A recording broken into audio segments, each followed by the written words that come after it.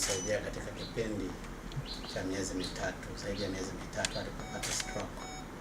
Tunampenda, lakini tunapitia katika upendo wa mwanao Yesu Kristo.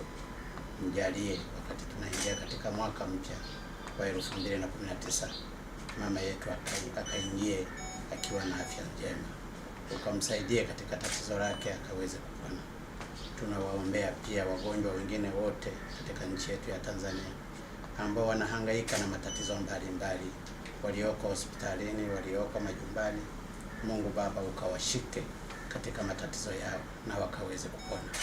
Tunawaombea pia madaktari na manesi na wahudumu wote ambao kwa njia moja au nyingine wamekuwa wakihangaika na wagonjwa waliolazwa katika mahospitali zetu.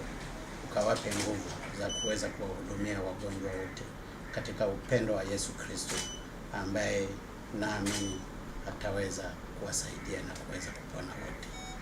Tunaomba hayo kwa njia ya Kristo Bwana wetu. Amen. Kwa jina la Baba na la Mwana na la Roho Mtakatifu. Amen. Tumsifu Yesu Kristo. Amen. Mama, tunamaliza mwaka. Tunajua umekuwa na matatizo kwa zaidi ya miezi mitatu na kitu, lakini Mungu atakusaidia, utapona katika jina la Yesu Kristo. Utapone haraka, maendeleo yako ni mazuri na Mungu atakusaidia. Siku zote endelea kumtanguliza yeye. Wawega sana Mai. Tunakuombea, tumetoka kanisani na mwana nije sana. Haya ni Mai. Nikesha mara Mai. Sawa Mai.